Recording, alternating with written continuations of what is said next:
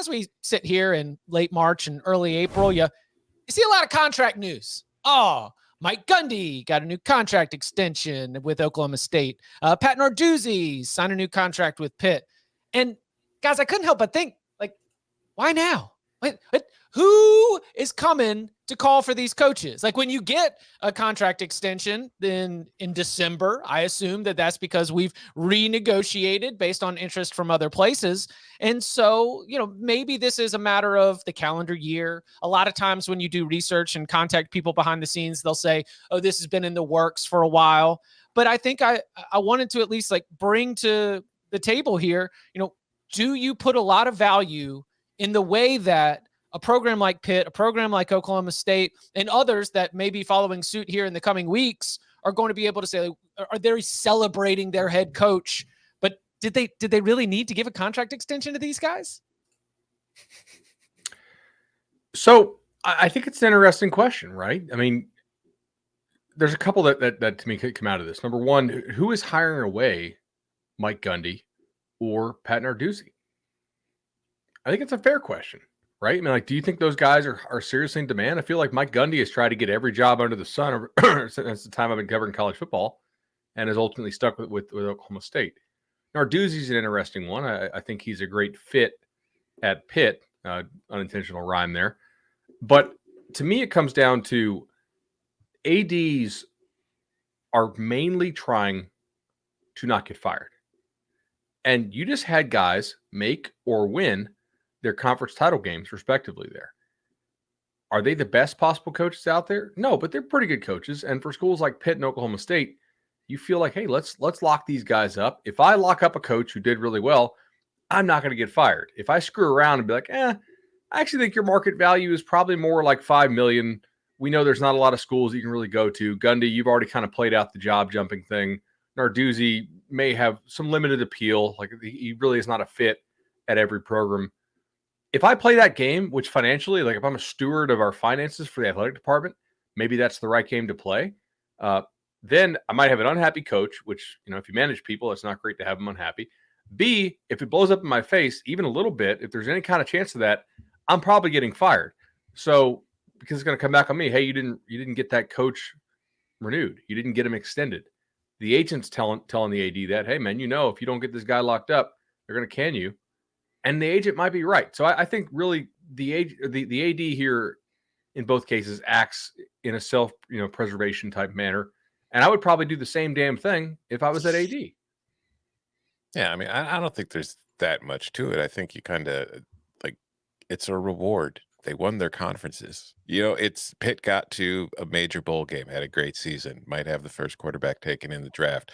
Oklahoma State won the Big 12. I think that it's just really, well, almost, but I think it's just nothing more than that. Honestly, it's just rewards for good seasons. We've seen it all the time. The timing is a little weird, yes, but it's also possible the coaches or the ADs were like, yeah, no, we'll get to it later. We've got some other stuff we want to finish. They might have been working on it ever since, and they just finally finalized everything now. But to Chip's question, why give them if it's not necessary? It's a reward. Is it just because you're supposed to? Like, hey, congrats. Like, I don't know. I mean, as long as it's not your money, though. If you're the AD and you're not paying the players yet, you got to spend the money on something. If there's any risk that they leave and you get fired because you lost a guy that did well and boosters like, you do it. It's contracts already have incentives. So technically there is a reward. So this is extra reward on top of the reward. But should the program do it or should the AD do it are different questions, though. Yeah, but are these new deals, did they get giant pay raises? Has their buyout gone up a ton, or is it just kind of like an incremental increase? The buyout has gone up, especially in the Pat Narduzzi case, because you're built out till 30. Like you're under contract now through the end of the decade. That is but do we know what the buyout numbers are? Oh, and the way that they would drop? I'm not privy to those numbers right now. That's what I'm saying. For all we know, nothing's really changed. Pennsylvania has a really bad public records law, so we could request it and we might get it by 2030. I don't know. Maybe I'm warped because this bothered me with what played out at Jimbo Fisher in Florida State, the constant flirtation, driving up the price. Whether it was LSU, Texas, and then eventually actually leaving to Texas A&M. And maybe it's easier sitting in this position than actually being the guy who would have your job tied to it and saying, oh, well, if he leaves, Man, I would be more likely to say to just say, all right, well, congrats. Your bonus is there for what it's there for. We'll see what happens. Like football is college football specifically so fickle. It's so up and down. I mean, there's the more likely chance is that one of these teams underwhelm and a couple years you're on the hot seat, and then those buyouts are going to be really expensive, and that might cost you your job the same way. So I think it's easier for us to sit in this position. I'll say that, like with a caveat. But you know what's just comical in all this is it was just 2 years ago in the middle of a COVID pandemic, and we're like, man, look at all, whoa, wow, tough these financial stresses that we're putting on these programs, and now we're gonna have to shut down programs, and we're gonna be in jeopardy.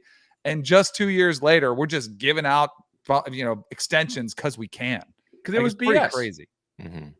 It was fake. These major FBS programs, not serious budget constraints. I think it's the exact same thing as the baseball owners telling us how bad of an investment baseball teams are. Now, if you're a mid-level program that is really depending on the money from the NCAA tournament, and by mid-level I mean like a mid-major, where getting that unit from the NCAA tournament, basketball tournament, maybe you don't play football, or maybe you don't play football at a major conference, I'll buy it a little bit. But everybody getting those TV checks, I'm not buying that at all. I think that's total BS and a narrative that they want us to spread as media. Okay. Now this is the follow-up here. And I didn't want to make this a whole show or a whole segment because it sounds funny. And if this builds out, maybe we will. But Pat Narduzzi and Mike Gundy also seemed like they were two of the safest coaches around. Like I wasn't sweating what their future was. And we talked about them leaving, but I also didn't think that they were the hot seat. Like who are reverse hot seat coaches that come to mind? Mike Gundy took a pay cut last year, didn't he? And so this is the Jim Harbaugh correction? Maybe that's what it is. If he did. It was funny because I'll give Dusty credit for this on the radio show. He had a prediction based off the trend that you're seeing. Harbaugh took the pay cut, big season. Gundy takes pay cut, big season. You know who took the pay cut this offseason? Scott Frost, Nebraska. Oh, 11-1. Best 3-win team in history. Watch out for the Cornhuskers. I would put up like a banner just for fun, like in the practice facility, just like best 3-win team of all time, 2021. That's great. Love it.